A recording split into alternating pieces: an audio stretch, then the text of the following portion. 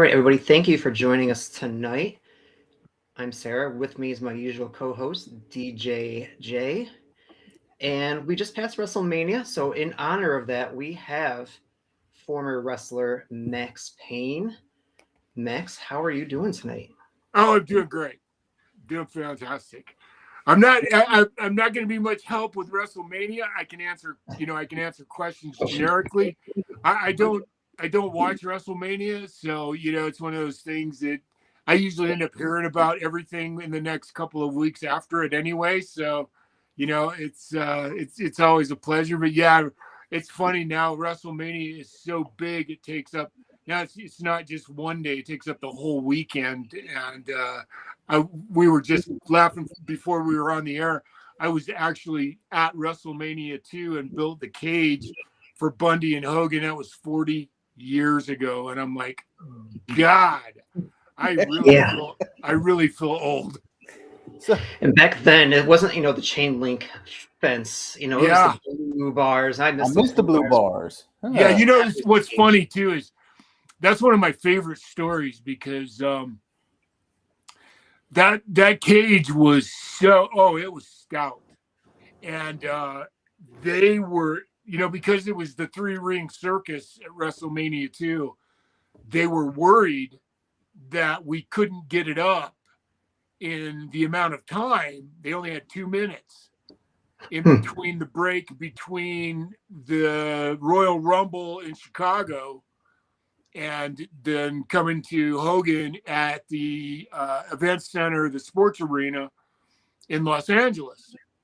And so they had gone to Red Bastien. Red was the guy who managed the West Coast at the time. And they had gone to him and said, we don't care what you got to do. You got to figure out a way to get that cage up in less than 2 minutes. And Red came to me, and because I'm mechanically inclined, I just like we talked about briefly. I started mechanicking on cars literally when I was 3 years old. And so he came to me and he said, how are we going to, he took me out to this yard. It was in this, like the barrio of Los Angeles, in this place, where it was an industrial supply storage place with, it was just like in this big yard. And he said, we need to practice and you need to tell me how we're going to do this. And I said, gotcha. And so what I did, I'm still proud of to this day, the way I did it is I looked at him and I said, he goes, Matt, I go, I got it, Red. I got it. I promise you. He goes, all right, tell me how. And I said, motorcycle clamps. And he went, what? I said, motorcycle tie-down clamps. I said, I promise you. So he hired me a crew of guys. And we went and practiced one day, all day. And everybody had a position where to be. And I bought 4 motorcycle clamps.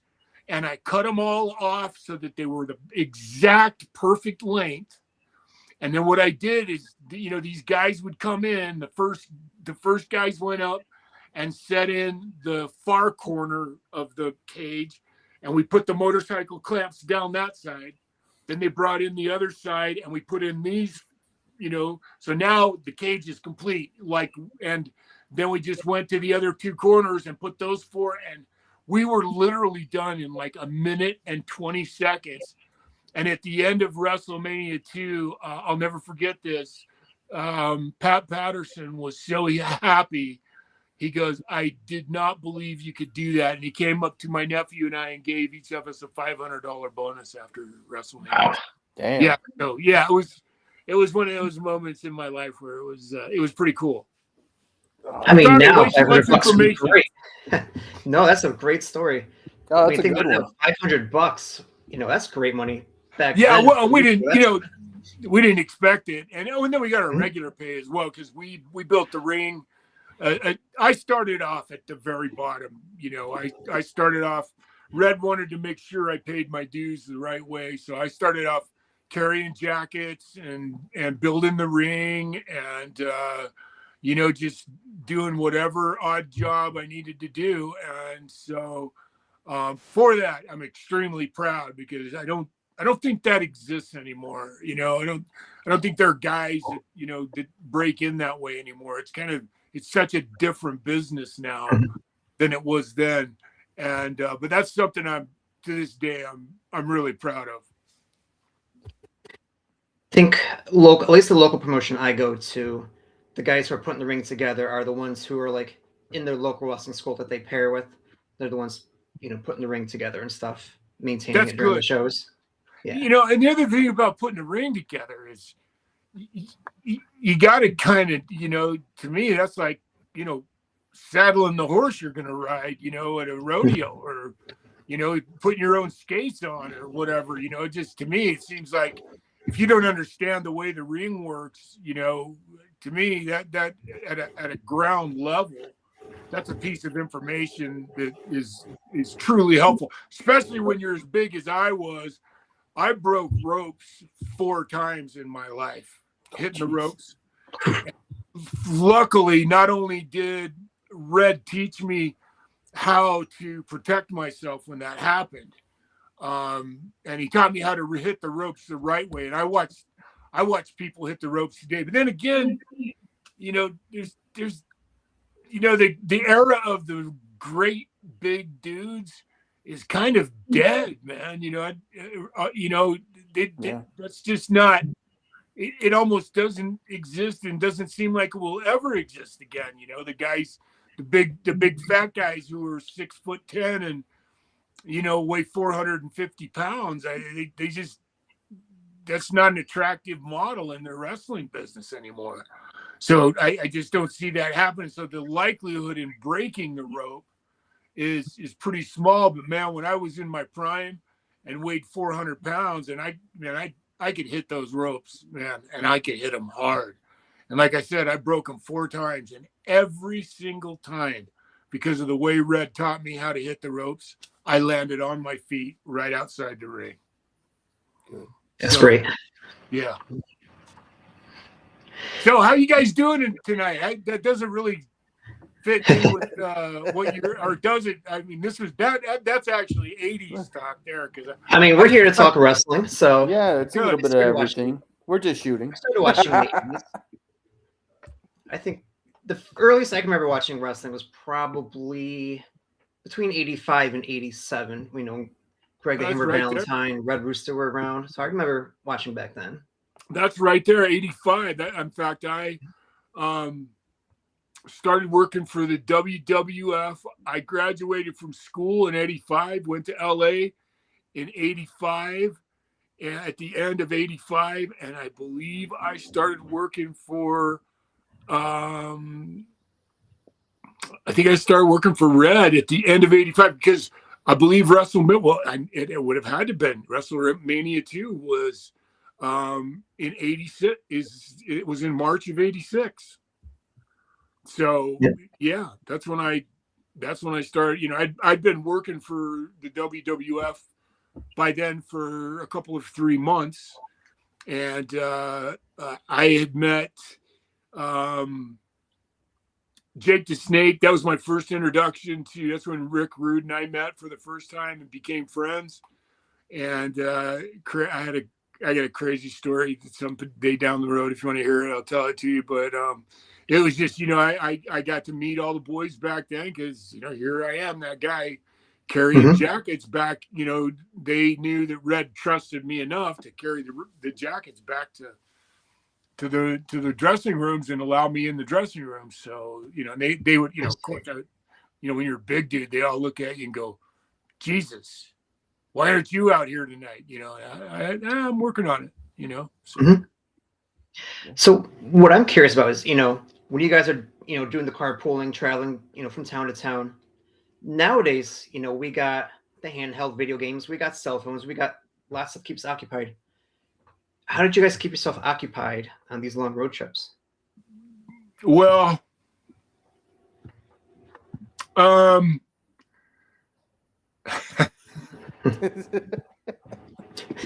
was probably a substantial portion of it that was illegal.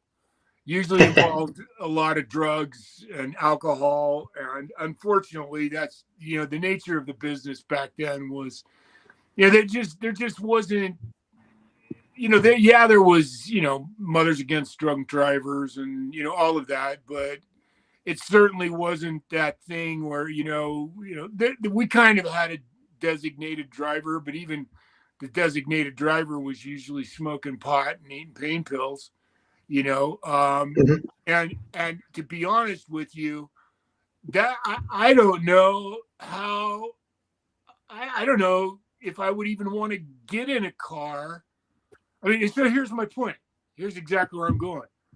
Can you imagine getting in a car with Vader and Harley Race and myself and I don't know, let's say, Tex Schlesinger. So now you got a Cadillac full of 4 dudes and putting a set of can I cuss? Oh yeah, Okay. yeah, we swear And so. putting a set of fucking headphones on and turning on your fucking phone and listening to music. You know how long that would last in a car with Harley Race in it?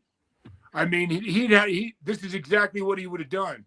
He would have ripped the headphones out of your head if they had a wire on them. He'd have grabbed your phone and he'd have thrown it out the fucking window and he'd have said, "Hey, have me another beer." So back then, that's how you learned the business. Mhm. Especially if you were a young kid, the last thing you wanted to do, you couldn't wait to get in a car, when you were commuting, to hear the stories that prepared you for how to deal, because all those stories were how to prepare for life in the wrestling business. So how in the hell do you learn that stuff if you're not, and back then too, like we were just talking about a few minutes ago, back then the way the wrestling business worked is like, say for example, a guy like Harley, and you went into a new little territory and he liked you the first night he worked with you and you were a rookie and he liked you, he would go to the promoter and he said, "Hey, I want to be married to this kid." And that was actually the language they'd use. And you'd be married to a guy for 6 months and you'd travel all over the territory with him over and over and over and over again. And they would teach you the business. That's how you got mentored, was because somebody would go, "Oh, I like this guy. I want to be married to this guy." And it wasn't any other way. That's it. Yeah. We're just talking about the business, I guess. Terminology. There's certainly that existed. It was incredibly hush hush, but that's not the mentality of what that meant. And so you would just go down the road, and that's how you got to learn the business, and you couldn't wait to get in a car with a different group of guys every night and listen, just sitting, especially if you're green, for the first year you'd be on the road, you wouldn't say a word, because if you did, they'd tell you to shut your mouth. So you just drive down the road and you just, and besides that, what are you going to say? If you're green and you got guys that've been in the business for 8 years or 10 years, telling stories about the road, what are you going to say? "Yeah, I was in high school riding my bike one day." And I mean, it just, it wouldn't work. So that's how you learned the business at the time. Yes. That was part of the process. Who was your favorite travel partner? Like, who would you like riding with most? Oh, there's no question about that. It was, well, I'm going to have to take a threefold on that. So the first one was absolutely Mick Foley. And he and I just, Mick and I, that's why when our partnership dissolved, was crushing to me, because I honestly thought that Mick and I would be partners for years. I really did. And then Tex Schlesinger and Shanghai, Mark Canterbury and Dennis Knight, I lived in the same building with them in Marietta. So we weren't just road buddies. We were, I wasn't roommates with them, but they just lived the floor down the hall. So every night that we were in Atlanta, we were getting fucked up together. And it's just a fact that is just plain fact.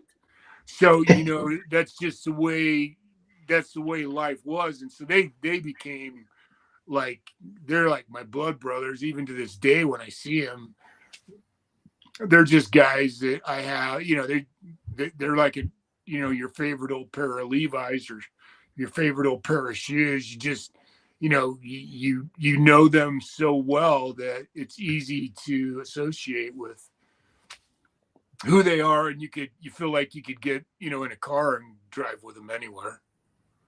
Nice. Speaking of McFlay, I was able to dig up this old picture here. Oh yeah. Yeah, that's a good one, man. That's a great promo. Yeah, it was a great time. It was truly the high spot of my career, I gotta say. I mean, working with Mick I wasn't prepared for how much I learned doing the road with Mick, and Mick and I became very, very close friends. And like I said, I was devastated when it ended. So the name Maxx Payne, because it's been on my mind forever. okay. How did you come up with this just awesomely it's just Maxx Payne sounds like a pro wrestler? How did you come up with this name? You know what's so funny about that too, DJ, is, brother, let me first start off by saying I cannot tell you how many promotions, starting with Japan, absolutely fucking rejected my name. Oh, everybody hated it. Everybody, and I loved it. And it's a pretty intense story, but I will tell it to you. When I was a kid, I went to I wasn't an only child, but I was an oops child by 12 years to a mother and father who had already raised 4 boys. So by the time I was 3 years old, all of my oldest brothers had moved out of the houses, out of our house, and had families of their own. So I was literally raised like an only child. And so my parents had already so I was like a second, like they'd been divorced and, started all over again, but they were just, they used the rhythm method, which I don't even think people today even know what the fuck that means, but they didn't use contraception. They used ovulation preponderance. And if you don't understand it, I'm not going to try and explain it, but they defied it one time, and my mom got pregnant with me, and they had used it for 12 years successfully. And so she got pregnant with me. And so there were like 3 or 4 things that I grew up in a little town called Pleasant Grove, Utah. And it's not a little town anymore. But when I was there, it was, I grew up in a really hard, like, honestly, the closest you could come to describing my town is Pittsburgh, Pennsylvania. I know that sounds fucking crazy, but the reason is because during World War II, the government wanted to build an inland steel mill.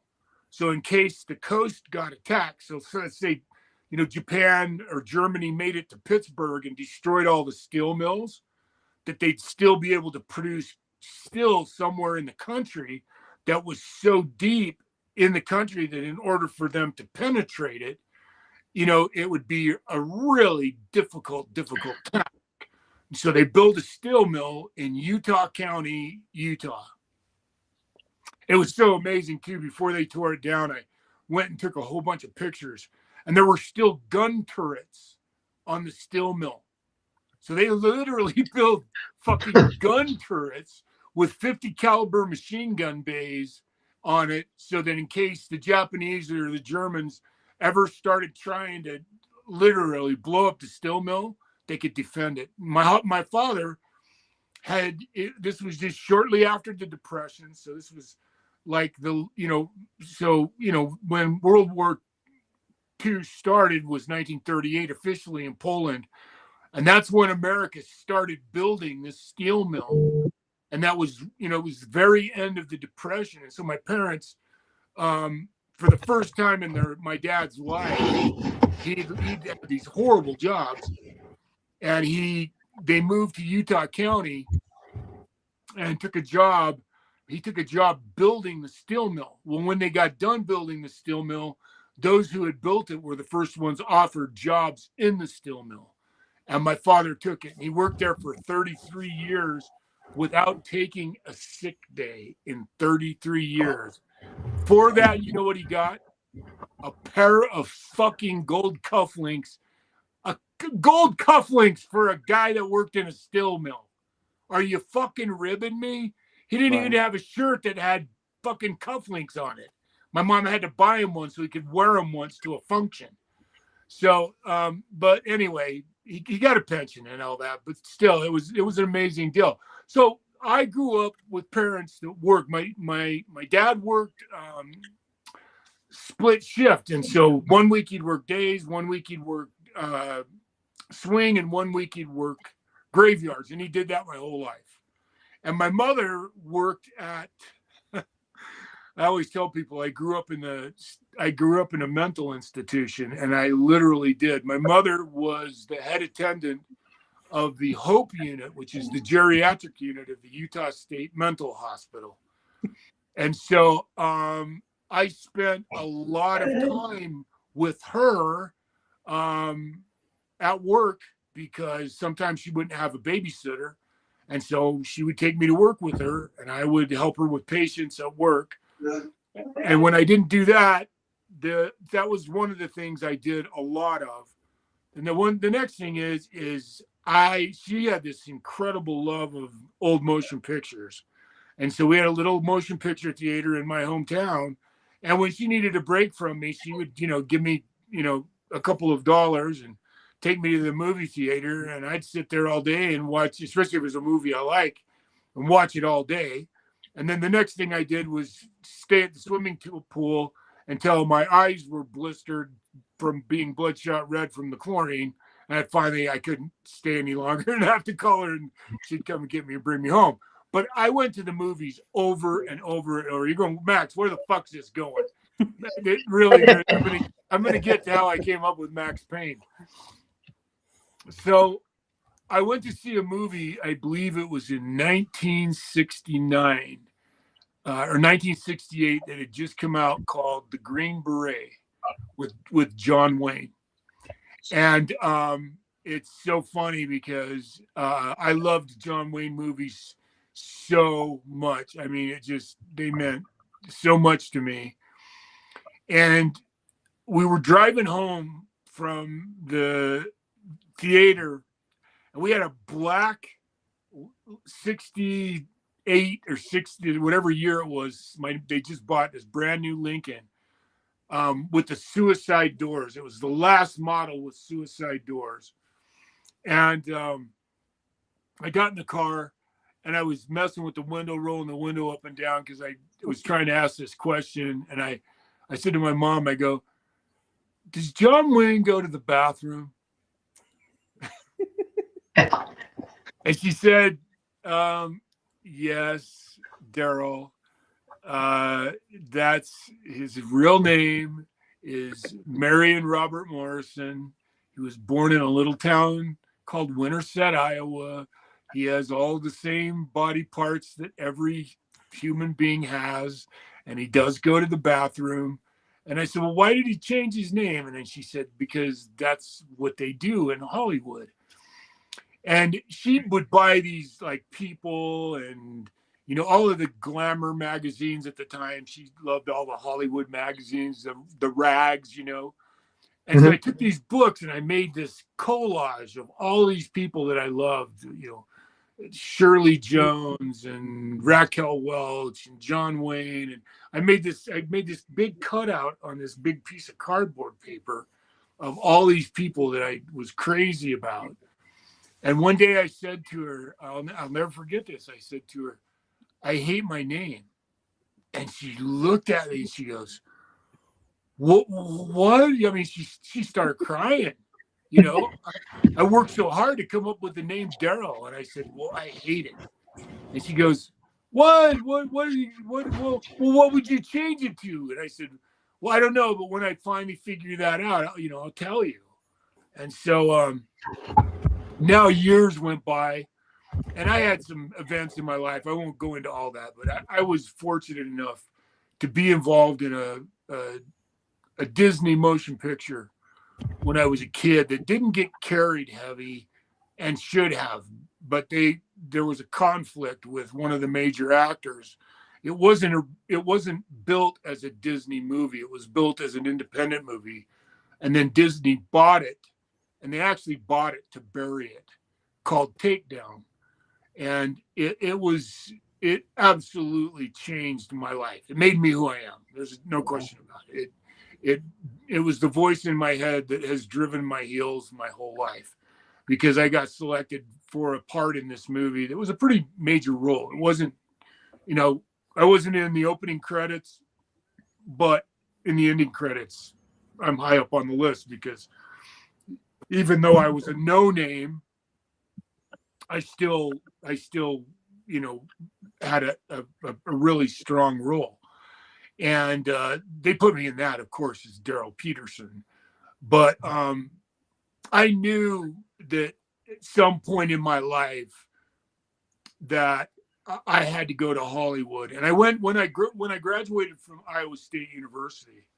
I graduated with a degree. I put myself through college on an amateur wrestling scholarship, because that's what I was doing. That's how they found me for this movie, because I was an amateur wrestler in high school, and I was a good amateur wrestler too. And they found me and put me in this movie. And I went to college, and I swore to God I was never going to do that fake pro wrestling shit. And lo and behold. Well, the thing is when you're an amateur wrestler, when you're a collegiate wrestler, especially at that time, there was such a stigma attached. When somebody would see me because I was big, they wouldn't say it to the 115 pounder, but they'd see me and they'd ask me, "What do you do?" And I'd go, "I'm a wrestler." "Oh, I watch that shit on TV all the time." I go, "No, you don't. No, you fucking don't. You've never watched me on wrestling on television, because I'm the fucking real kind. And no one watches the real kind on wrestling unless you're from Iowa or Oklahoma or Pennsylvania. So shut the fuck up." And so I was a little defensive, as you can plainly tell. And so I, when I graduated from college, I went back home and to Utah. Couldn't wait to get the fuck out of the state of Iowa, because I'm a Highlander. I'm a mountain man. I'm a high desert guy. Fuck that humid 100% humidity bullshit. I can't deal with humidity. So I immediately moved home, and the guy who was the director of photography in Takedown, I really loved him and still love him. He's still alive. And I just talked to him not too long ago. His name's Reed Smoot. And I called him on the phone. I said, "Hey, Reed." That's when they had these things that you guys might remember called a phone book.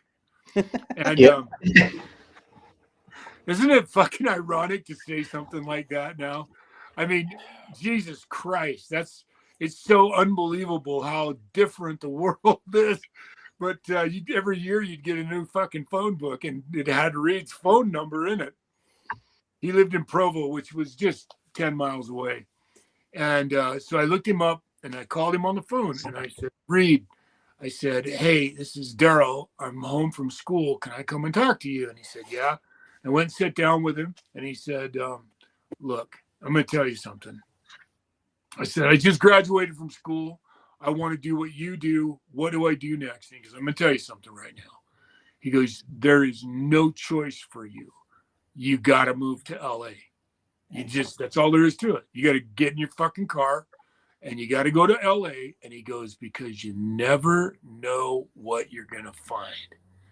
And I went, all right, okay, I'm going to do it. So I jumped in my car, drove to LA, started trying to find a job, and I was just green kid trying to figure out what the fuck to do and everything, and I was really discouraged. And one morning I finally was going to take a break for a day. I'm going to take a break for a day and I'm not going to do anything. I'm just going to lay around, sleep in. I'm going to sleep in first and foremost.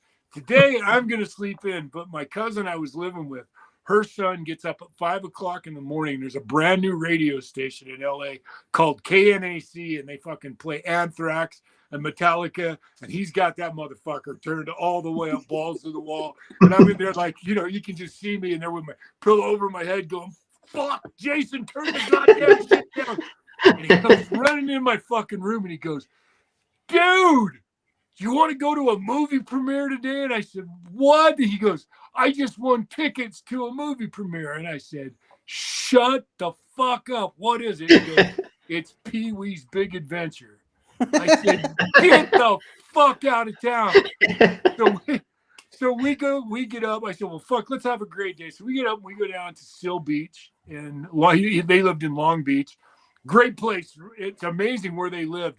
There's two main streets. Actually, they're the two main streets that Disneyland is between. Ooh. Willow and Spring Street. They go all the way down into Anaheim. That's how big these avenues were. And they went all the way to Anaheim.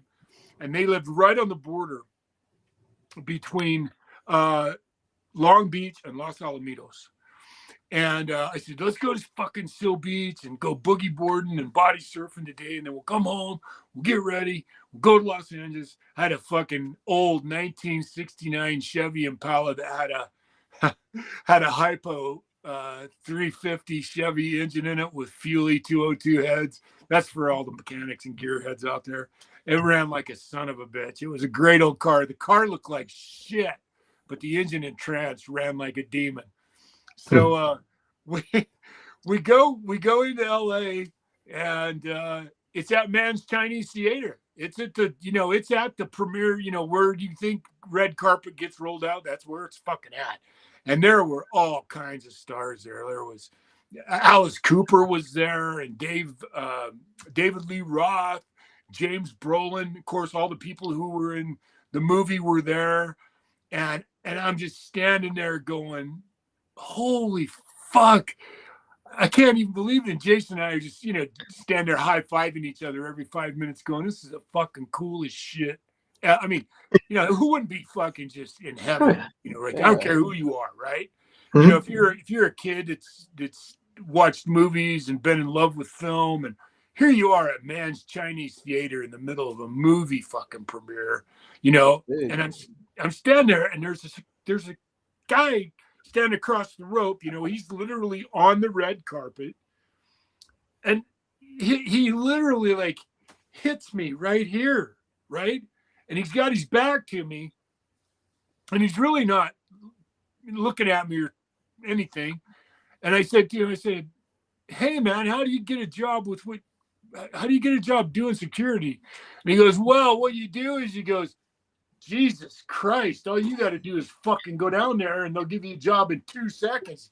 He looks up at me and I said, no shit. He goes, yeah, fuck, take this phone number, call these guys, you'll have a job in 5 seconds, dude. I said, okay. So the next fucking day I called them, and sure enough, they gave me a job over the fucking phone, because they asked me what my experience was. And I said, well, I'm 3-time All-American amateur wrestler. Oh, you got a job. And then I told them, how big are you? I'm 6'6", about 300. Oh, Jesus Christ, get down here. Come and get a shirt. You're going to work tonight, right? And then, so the first night I go try to find a place, and I went to the wrong city. Back in those days, you didn't have a phone. In LA, they have this thing called a Thomas Guide. And it was this big fucking book that everybody in LA had in their car. and you would look it up. You go to the town, which in this case it was Downey, and you look at it. So anyway, fuck. So I called the guy. I had to stop at a payphone and go, dude, I'm in the wrong city. I can't find. He goes, don't worry. He goes, just do this. He goes, tomorrow, go to the Olympic Auditorium in downtown Los Angeles. Be there by 4:00.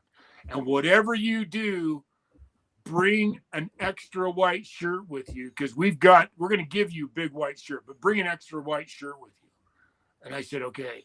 Well, I didn't have an extra white shirt, so I didn't take one. So I went there, and it was a punk rock concert in the auditorium. And he says, where's your extra shirt? I didn't bring one. He goes, dude, man, the fire marshal is going to be here tonight. And if we don't keep the fucking pathway clean into the auditorium, they're going to shut the fucking concert down, and there's going to be a riot. And if you don't take your fucking security guard shirt off, they're going to come after you very first thing. And I'm like, oh, fuck.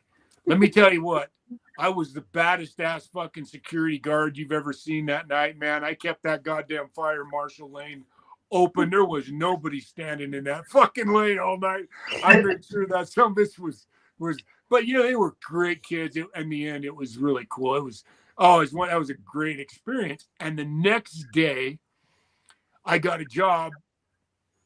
They go, okay, tomorrow you're going to go to the Palladium on Sunset Strip, and there is a boxing match there. It was post-Olympic boxing match, and there was a boxer named Tate who was going professional for the first time, and it was a big, but the card was Tate, Tillman, and Gonzalez.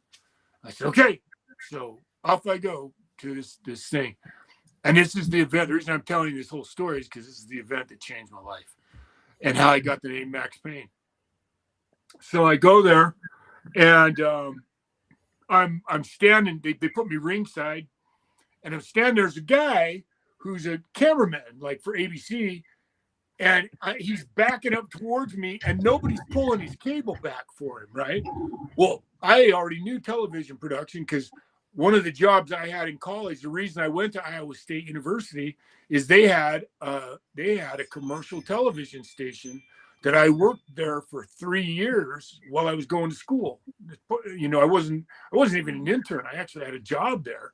And so I knew that he needed that cable pulled back so he didn't trip over it. So I just fucking stepped up behind him and started pulling his back. And I put my hand on his back because I just knew what to do, And I heard him say thank you. He didn't even take his eye off the viewfinder. And he felt me take the cable, and I followed him back. The guy turns around. You want to talk about crazy shit? The guy turns around to say thank you to me. And the year in February, it was February of that year, ABC used to do this show called Wide World of Sports. Mm-hmm. And they sent a independent photographer around to talk to wrestlers that were going to the national tournament before the national tournament, so that they could have a segment to do in the middle of the national tournament, and they go, yeah, I've been wrestling since I was a kid, and I can't wait to be there, and that kind of shit. So it's just a color interview. And I did one with this guy. His name was Rich Zielinski, and he turns around, and I'll be fucking go to hell if that's not the guy. Can you believe that? That's crazy, buddy. Right? How come the fuck on? I'm getting goosebumps even telling the story now. Are you shitting me? He goes, oh my God. He goes, holy shit, I can't talk to you. Do you need a job? And I said, yeah. He gives me his fucking card. He said, call me tomorrow. I went, oh my fucking God. And so I'm standing there, and the guy that was my manager at the fucking security guard thing comes up to me, and he goes, hey, you need to meet the boss, the owner of the company. He's here right now, and he wants to talk to you right now. And I'm like, oh, fuck. What the fuck? What did I do now? I got him. I thought it was because maybe I'd help this guy, right? And it's somebody complained from ABC, and they were gonna fucking fire me. You know, my mind went, "Oh shit, you fucked up." You right? Right. So he brings me up the guy, and he goes, the owner looks at me and goes, "You don't know me, Daryl. How the fuck do you know my name?" He goes, "My name's Dave Knutson, and I'm from Lehigh, Utah, and I have followed your career for the last 5 years because Lehigh, Utah is literally 2 towns over. Utah County in Utah, if you know anything about the Utah County area, it's okay if you don't. It's connected by one big street called State Street, and all of the towns on this street were our rivals, right? And we were all connected, and they were all within, 4 or 5 miles of each other. I was only 6 miles away from Lehigh, Utah, and he'd read about me in the paper. And Dave said to me, "So the reason I brought you over here," he goes, "Have you ever thought about being a professional wrestler?" And I'm like, "Oh, you gotta be fucking kidding me." And he goes, I said, "Yeah," lying through my fucking teeth. Because I really, but I thought, you know what, man? What the words rang in my ear right there? You never know what you'll find. That's what I heard in my fucking head right then. You never know what you'll find. He goes, "Come with me."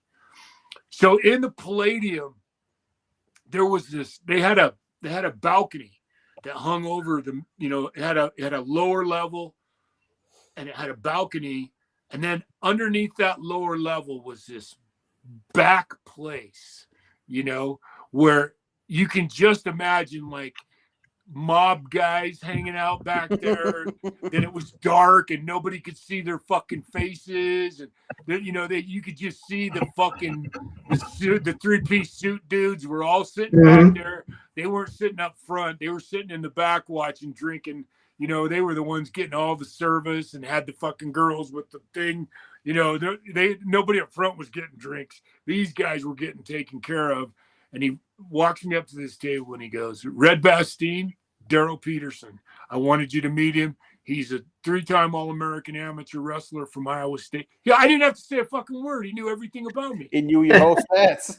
He knew the whole shit. Dave starts fucking rambling off to me, and fucking Red shook my hand, and the first thing he says is, "I am such a fan of amateur wrestlers." And he looked at me and he goes, "God damn, you're a big motherfucker." And I said, That's why I'm a heavyweight, I guess. He goes, "I want you to call me tomorrow." Gave me his card. I went, "Oh my fucking God." So now I got Red Bastine's card. I got Rich Zielinski's card. And Dave goes, "Listen, I'm going to put you by the back door." He goes, "I want you to guard the back door now. So I'm going to put you there." So he takes me to the back door and he says, "Don't let anybody re-enter. If they fucking go out, they don't come back in, and I don't give a shit who they are. You got it?" I said, "You got it." So I'm standing there, I'm looking out the back door, and I kind of turn around, and all of a sudden somebody fucking goes blam and runs right into my chest. And I look down, and all I can see is blonde hair, and then I see this guy, and he is laughing his ass off. And I look down, and she looks up at me and goes, "Oh my God, I'm so sorry." I just turned and looked back, and I didn't realize what I was doing, and it was Farrah Fawcett. Oh. and the guy laughing was Ryan O'Neal. Oh. And I'm like, "Oh my fucking God." And I'm like, so they laughed and apologized and, shook my hand and was kind to me. She actually hugged me and said, "I'm so sorry." And I'm like, "Hey, you can run into me anytime." Yeah. And so they left, went out and got in a limo. And I'm standing there thinking to myself, this fucking kid, this can't be happening. It can't be. And that was it. That's when it started. It all started. And so Red called me and I went, and I don't know if you know this, but Red Bastine is the guy who trained Sting. He trained the Ultimate Warrior. He trained Stronger Steve DeSalvo and Angel of Death. And 4 or 5 other guys and myself. And so he called me, and he loved me, and he didn't have any other guys to train. That he wanted to do another camp, and he only had one other guy in a school. And he goes, "Look, I'll train you for free. You can owe me the money. I want to train you, and not only that, I want you to come and work for the WWF." And he put me to work, and he goes, you got to start thinking about the business. And I went, and as soon as I got in the ring the very first time with him, and I felt what it felt like, when he goes, "Look, wrestling's a work." The first time he shut the door and locked the motherfucker, and he sat down with me, and he goes, "And this is the respect you got to give this, because these are secrets that I'm going to tell you that you got to fucking respect." And then he showed me what it felt like to take, how to learn how to take a bump and how to hit the ropes and all that shit. And he just, from the moment, and then he said to me, he goes, "You know what, man?" He goes, "I'm going to try and get you in Japan."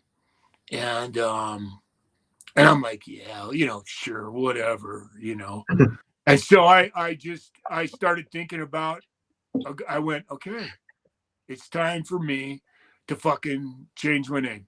I'm here, and it's time for me to finally really change my name and start thinking about who I'm going to be." And then I got a call.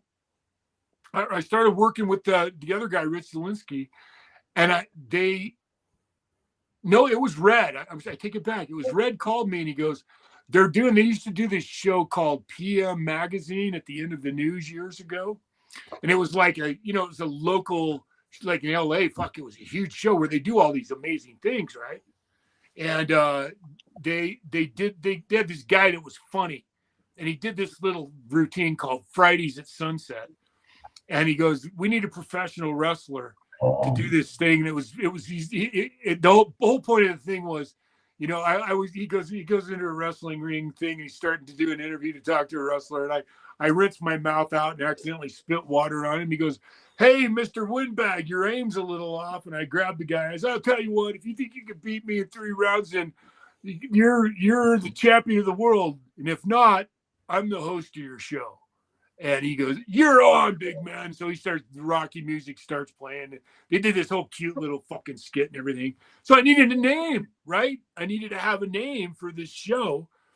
And at the time, I don't know how I came up with the Payne name. I swear to God, I don't know where the idea for the Payne name came up for, but I decided I wanted to be Lucifer Payne. And the reason is because I thought, like, what great t-shirts that said, like, "I love Lucy" on them, I thought, I was thinking, with all the cool shit you could do, and Lucifer, and I grew up in love with Alice Cooper and Kiss and Black Sabbath, and so I was that dark guy. I couldn't fucking wait. I grew up and was born and raised a Mormon.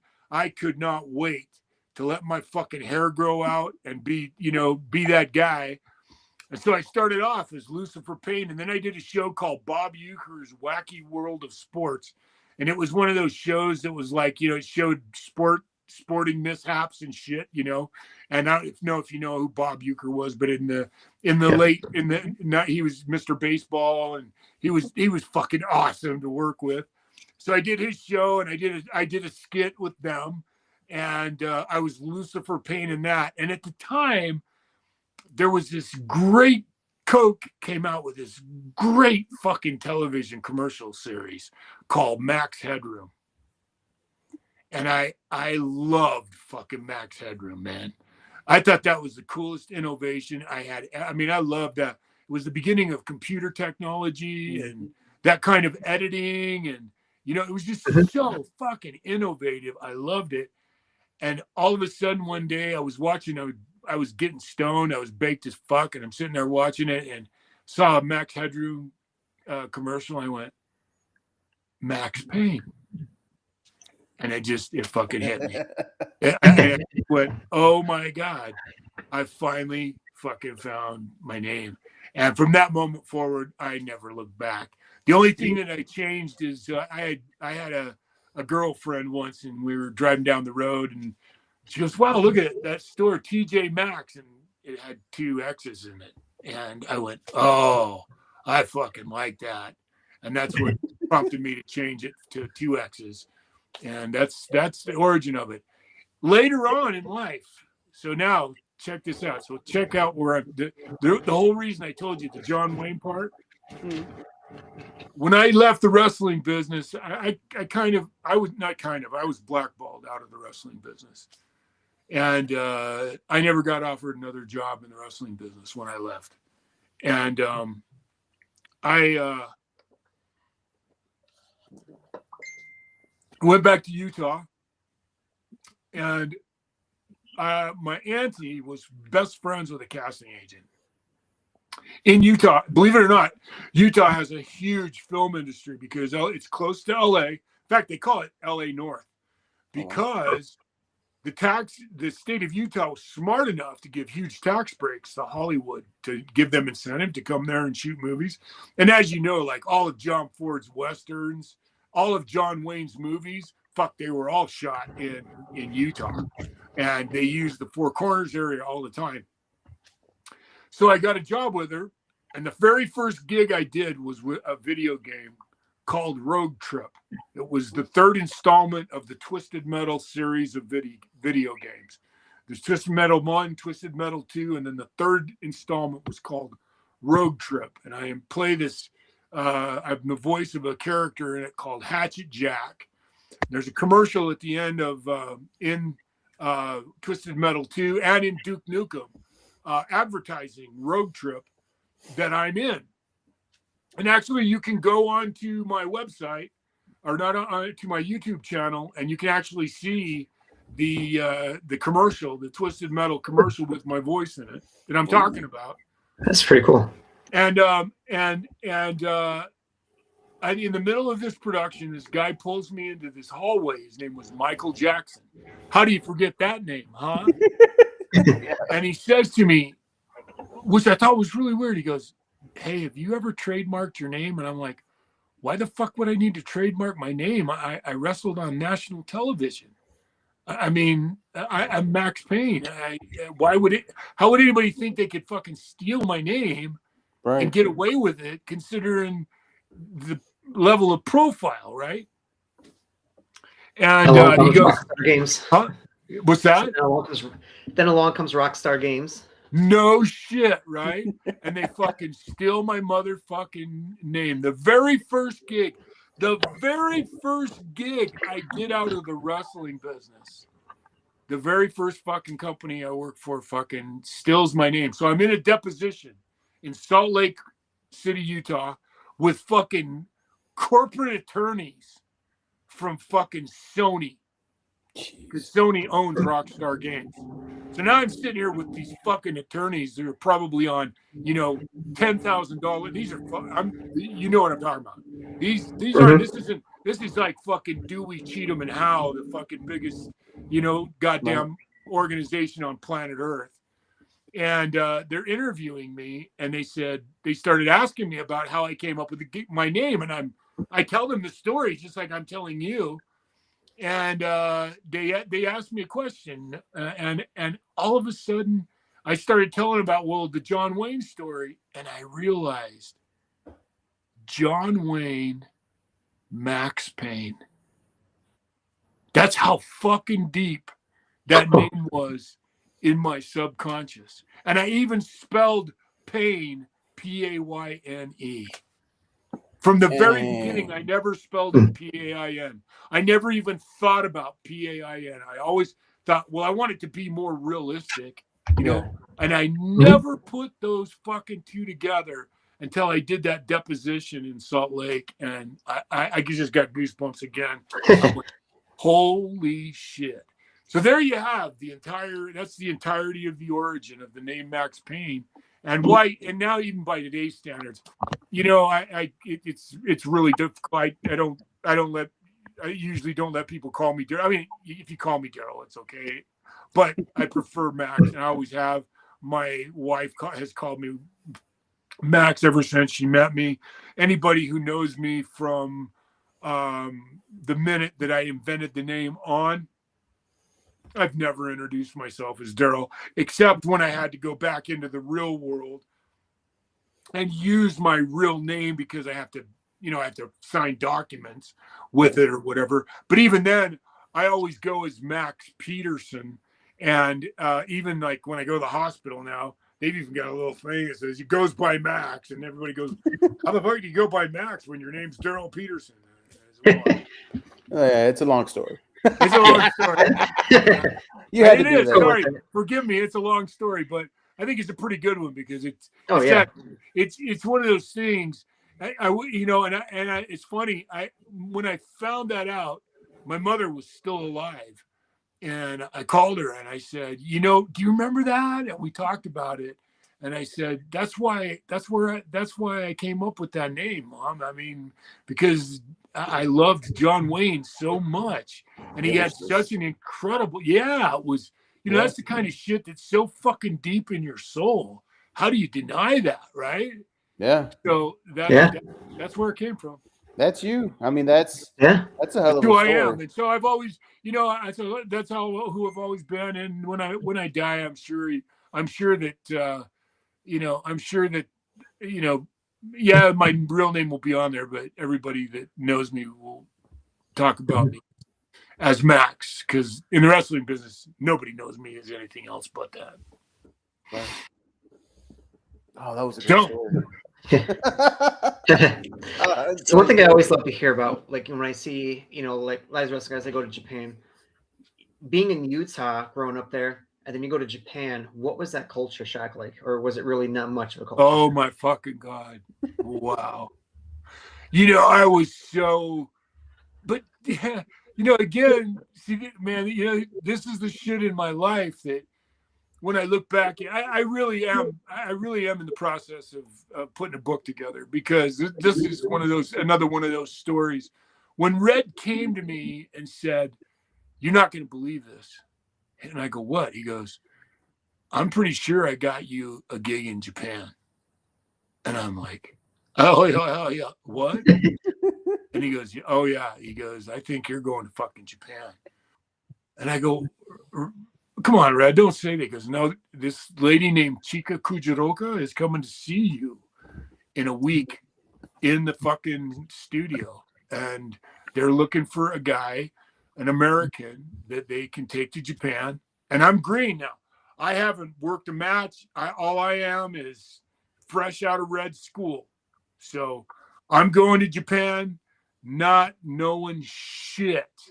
I've never been in the ring, never wrestled a match. And I'm like, and here's the funny part. Let me just tell you a really quick insert that's really fucking cool about this. When I was in high school, we had an exchange program with the Japanese. And a Japanese kid stayed with me in my house. His name was Ando Masaya. And he stayed in my house in Utah with me. And I smoked fucking pot with him, and we damn near got busted. And oh my God, fuck that poor kid, man. When we got pulled over and I had a joint going, and I was in the middle of making this movie, and oh fuck, it was a nightmare. But that's a good story in fucking self. When Red said, I think you're going, and I said, okay. And so Chica came, and she watched me. And Red called me the next day, and he goes, "They fucking want you. You're going to Japan." Wow. And he said, "They're going to pay you $1,500 a week to go there and train. You're going to live in the dojo, and you're going to train with the Japanese like you're a Japanese. You're going to live in the dojo with the Japanese kids like you're one of them." And I'm like, get the fuck out of town. And the funny part is, I always had this incredible love for Japan. I did. I always fucking loved it, and I always was curious. Partly because I loved Godzilla. I mean, I loved Godzilla, man.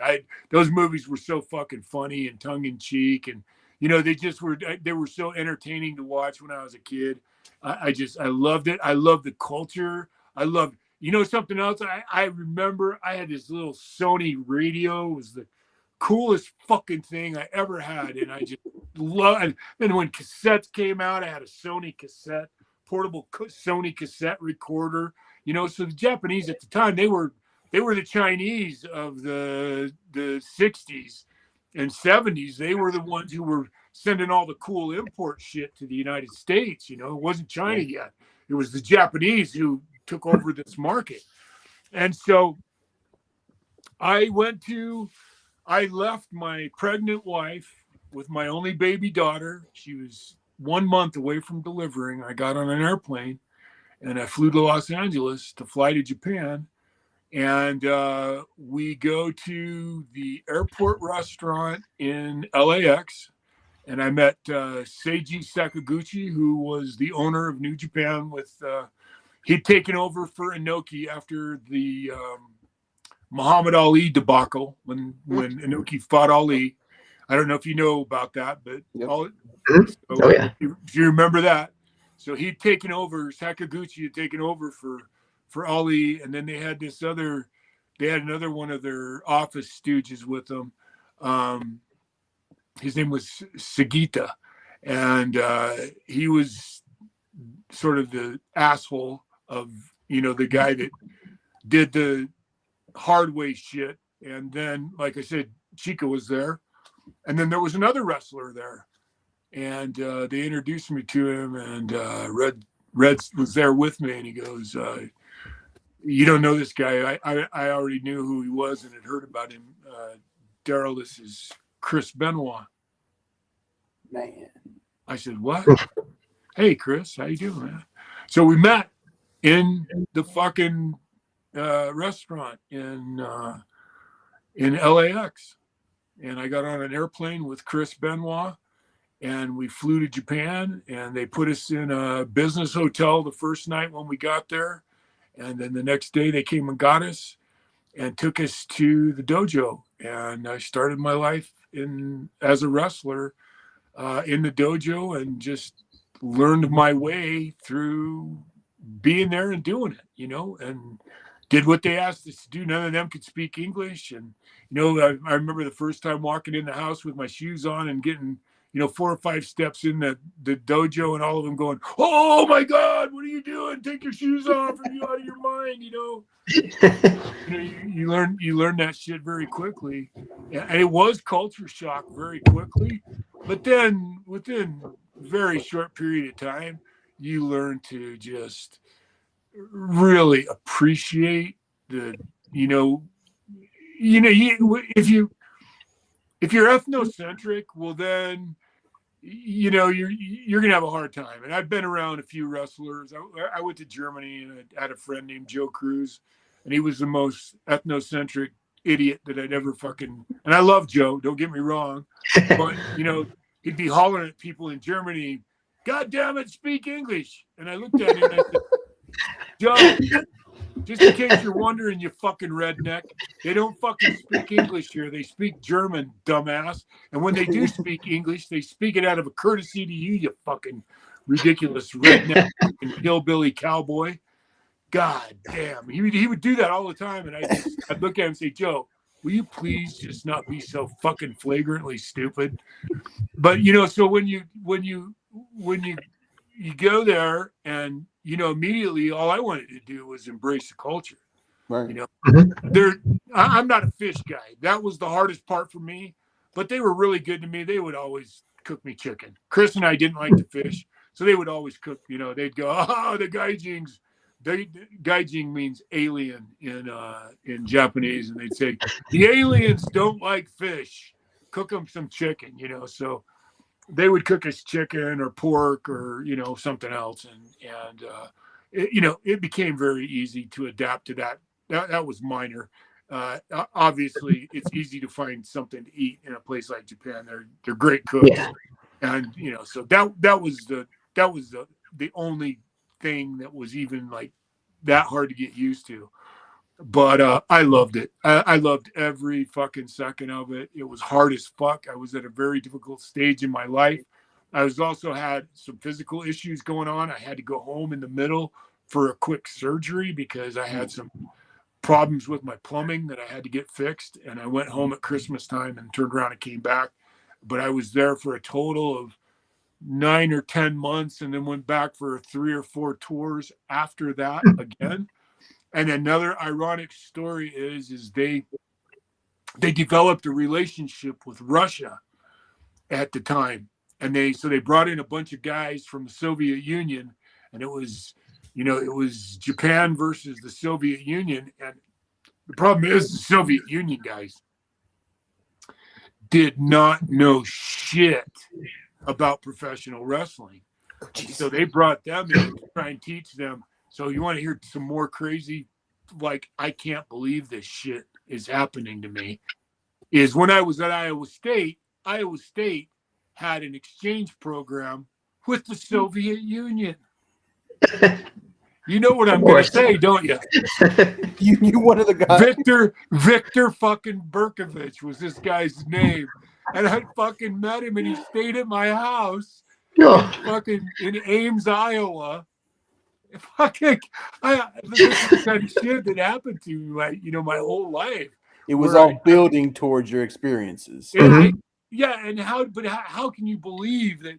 Here I am in Tokyo, Japan, with New Japan Pro Wrestling, and here comes a guy from the Soviet Union to the New Japan dojo, and he walks in the fucking door, and I go, Victor. And the funny reason that he remembered me is because I introduced him to a girl at Iowa State, and he got laid.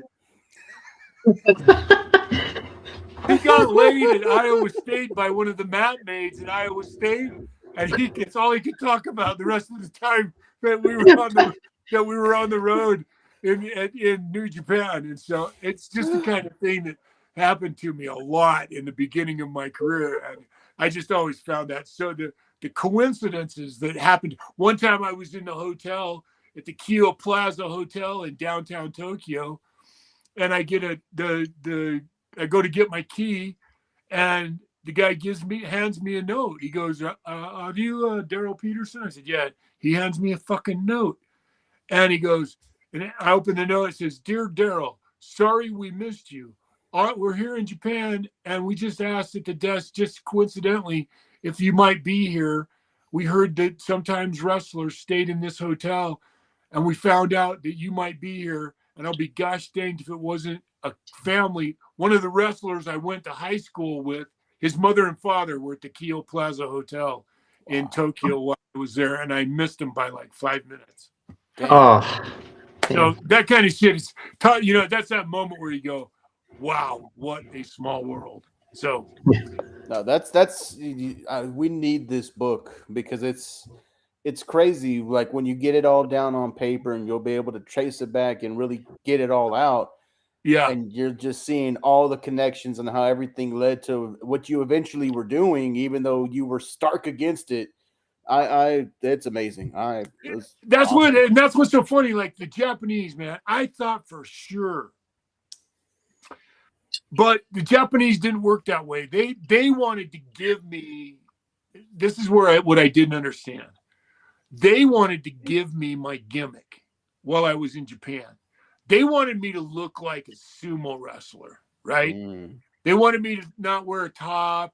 And I'm one of those guys, I'm incredibly self-conscious.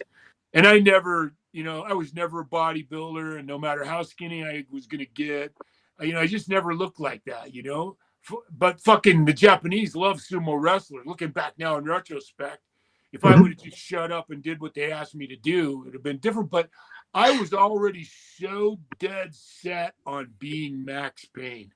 I was going to be that fucking dark, heavy metal. I wanted the heavy metal connection. Yeah. I wanted to be that because Taker owned that space, which was, that wasn't heavy metal. That was Taker.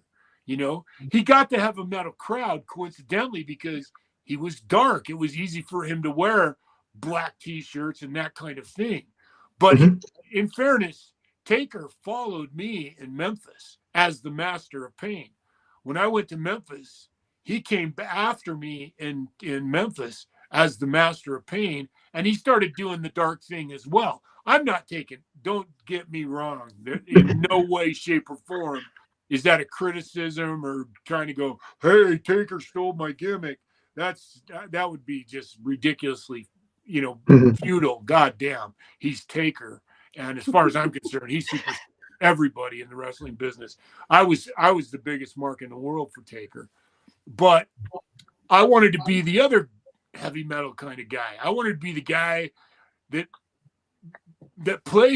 actually played the guitar and fucking attracted bands like Metallica and Slayer and fucking Pantera and Megadeth. And I really believed that if the WWF would have supported me, or the WCW would have really supported me. And the fucking funny part is they already tried it with like 5 other guys that didn't know how to fucking play. So here I am, actually know how to play, actually look the part, actually have everything in check, and they fucking will not. The WCW wouldn't do it. The Japanese wouldn't do it. The Germans wouldn't do it. The Germans, thank God, finally. I had this Hitler Youth promoter in Germany. I loved him. His name was Peter Williams, and he was awesome. But he was actually trained as a Hitler Youth, and he was something else, and I'll never forget him. He had a monocle and this white hair, and he was such a highbrow, typical German. They call these kinds of Germans Hochdeutsch, it's upper echelon Deutsch Germans. And I told him what I wanted to do, and he goes, he looked at me and he said, when somebody believes, he goes, you're so fucking passionate. When somebody believes in something as much as you obviously believe in this, he goes, I want to try it. And so I had a friend who worked for a record company in Germany, and he had a buddy that owned a studio and had a little recording studio. And I'd already written my first song called WFO, which stood for Wide Fucking Open. And we went in the studio and recorded the background track for it. And I played it for him, and he wrote the background track. And I'll never forget when we debuted it in Hanover. In Hanover, they were struggling. We couldn't. Germany is such a different place when you wrestle. You stay in the same building every night. We were there in this town, Hanover, for 3 nights. Dang. And sometimes there'd be 75 people in the fucking building, right? And as soon as I started playing the guitar and we started doing the Maxx, actually they changed my name. They wouldn't let me do Maxx Payne. I was Heavy Metal Buffalo, because my name was Buffalo Pedersen in Germany. They wouldn't let me do Maxx Payne either. And but they let me be Heavy Metal Buffalo. And as soon as we started doing it, the house started filling up. And shit changed. And very quickly we started making money, and it's a hell of a lot easier wrestling in front of 500 people than it is 75. And everybody loved, got into it then. Everybody was down with it. And it ended up being that's where I broke in, and then Rip Rogers introduced me to Bill Watts, and Bill Watson, and the rest of it's history. He's the one that gave me my job in WCW. So looking at, Super Brawl 3, when you opened up playing the national anthem, you got that really cool guitar. Yeah. I want to know, do you still have that guitar, and whose signatures are on it? I don't have that guitar any longer. Here's the funny part about that guitar. It was called an ESP M2 Custom. And that's the guitar I actually had Peter Williams lend me the money for. And I bought it in Germany. And I bought this thing called a Zoom 9000, which was an effects processor. And I bought a wireless microphone system.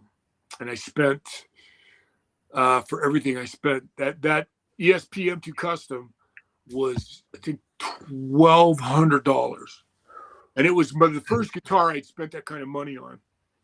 And the reason I bought it, that's what Kirk Hammett played.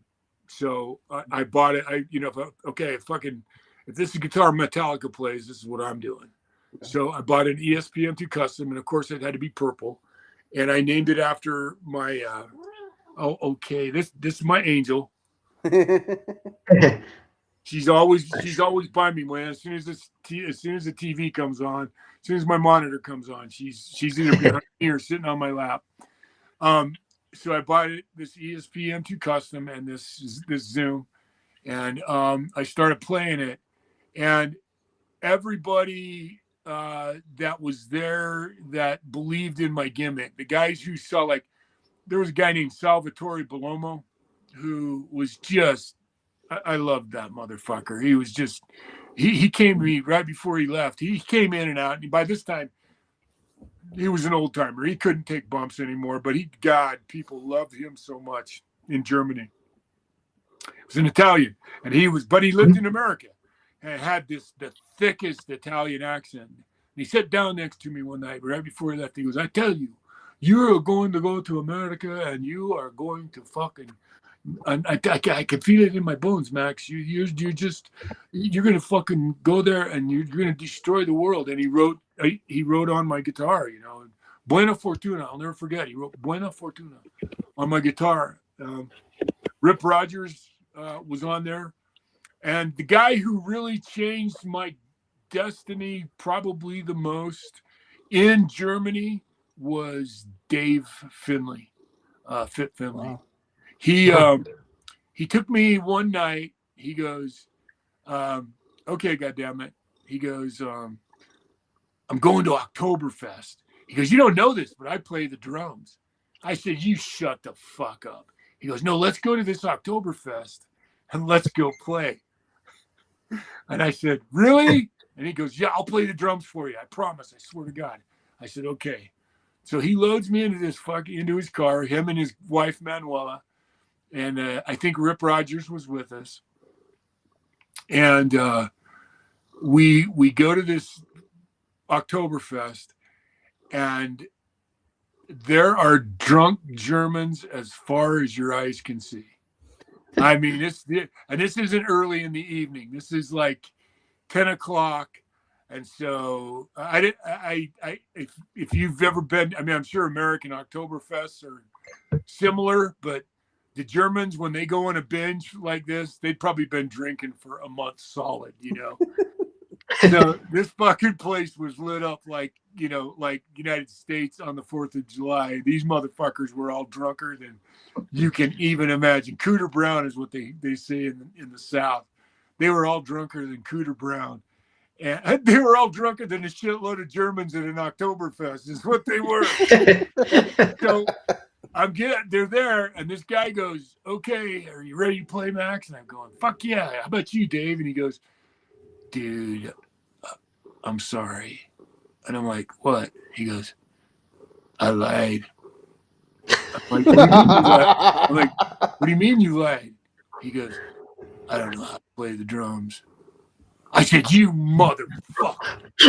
He looks at me, he goes, "Listen, Max, I've heard you play, dude. Fucking go out there and fucking tear it up, dude. Go out there and just fucking play, man. I'm going to cry." He said, "Just go out there." He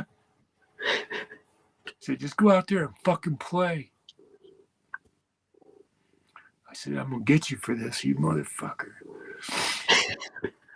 So I go out there, and they plug me in, and I can hear myself. And I am a huge, and I mean fucking huge, Leonard Skinner fan. And my favorite Leonard Skinner song is "Give Me 3 Steps." And I know every fucking lick in that song, and I can play the fuck out of it. A cappella. And so I stepped out onto the stage, and I look out there, and the fucking Germans are all going. And it's so funny, when you're standing there by yourself, and like I said, there's probably 1,000 to 1,500 drunk fucking Germans. So there can be a lot of ugly beer mugs heading my way very quickly, right? So I go out there and I start to play, and I just don't look back, and I fucking tore up. Give Me 3 Steps. I mean, I just fucking tore it up. And there's this moment when you're a musician, that when I turned my guitar down and the sound went away, sound takes time to travel, and so it's really a moment. It's not a second, it's not half a second, it's a moment. And I'm really getting goosebumps remembering this story. And there was nothing. There was no sound. You could have heard a fish fart for that moment. And all of a sudden, the fucking place exploded. And it changed again. It's that moment in my life that changed forever, that changed me forever. I went, holy fuck, I can do this, man. I can fucking do this. And they fucking started. What I love about the Germans is when they change, when you go to an encore in America, they just clap and they don't give up and light their lighters.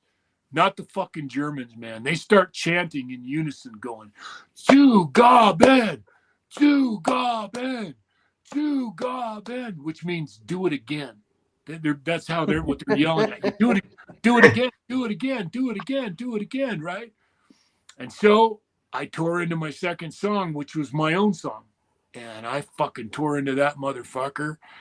And the same thing happened, man. When I turned my guitar down, there's that moment, and fuck, they exploded again. And I went, oh my God. And I thought, you know what? I'm going to leave on a high note. Yep. Got a few songs, and I'll never forget it. And we got in the car, and we were all just fucking. I mean, it was like we just played Woodstock, some fucking shit. It was amazing. And when I left Germany, Dave Finley came to me, and he gave me a cork, like out of a wine bottle, with a Deutschmark. He'd cut the cork down about halfway, and then forced this Deutschmark into the cork. And he, after him lying to me about being able to play the drums, I'm like, what does this mean? He goes, it's good luck. He goes, it's tradition. And it's probably Irish, but he gave me this cork, and I still have it. I still have the cork and Deutschmark. And so Dave Finley and Manuela were probably my biggest, other than Rip Rogers, were probably my biggest fans. And I carried the guitar's name was Norma Jean, and I carried it with me everywhere. One of the reasons I got rid of it is I hate floating bridges. Mm-hmm. I'm not a Floyd Rose tremolo guy. I like solid bridges, Tune-o-matics, or Fender Strats. Even though a Fender Stratocaster is not really a solid bridge, you can make them that way. And so I love I don't use whammy bars. I don't like whammy bars at all. And so I don't use them, and I much prefer a solid bridge guitar. And so I sold, the other thing is too, with musical instruments, I learned very early on in my life and my career, when you're broke, the only guitar I still have, you can actually see it. It's see if I can figure out how to show you which one it is. It's this one. It's this one right here, the Gibson that's hanging in between right here. It's called a Gibson Paul, and that was a gift from my parents. And that's the only guitar. And then I have one other guitar. The very first guitar I built, I call it Frankenstein, and I still have that, and I'll never get rid of that because a friend had it custom painted for me. And but I always had I heard this one time from somebody that I said, "Do you still have that guitar?" And he goes, "No, I had to eat it. A little bit of salt went right down. No problem." So that's the way I'm. I've had some great fucking guitars that I've ended up selling, but again, a little salt went right down. And I wasn't one of those guys who, somebody asked me this the other day, did you make a lot of money in the wrestling business? And I didn't, because I was this fucking close, I was I stood on the other side of the curtain at WrestleMania 11, and I was supposed to. That was going to be the one where we were going to introduce my band, and Brian Armstrong was going to be the lead singer of my band, and Steve Miller was going to be my manager, and everybody that could turn their back on me turned their back on me, and it all fell flat on its face. And I stood at WrestleMania 11 for the last time in the WWF, and that close to that side of the curtain. What I would have given to been in one WrestleMania. I was so fucking close, to get there, and I just didn't quite make it. Oh. Yeah. All right. Well, I think we got to end our show here for today. But we would love to have you on again, Max. Anytime you want, man. I love doing this. This is a good show. The stories are great. I 110% would buy a book. I really would. Thank you. That means a lot to me. The funny part about it is, just getting out of the chapter of being raised in the mental hospital. There'll be no doubt why you'll understand why I was fucked up as I am. Because in fact, I'm doing a show with Haunted with Alex. I think she's on the network too. On the 7th, I'm doing what's her show called? Haunted something, and I'm doing that because she wanted to ask me about that, because I told her I grew up in a mental hospital and I have a lot of pretty crazy stories about that life. So just getting past that's a pretty not impressive, just how many people can say they actually grew up in a mental hospital. So I would love to come back on anytime you need a guest. Sure. Heck yeah. We'll definitely have you again. I'd love to do it. Well, thank you, and good night, everybody. Have a great night.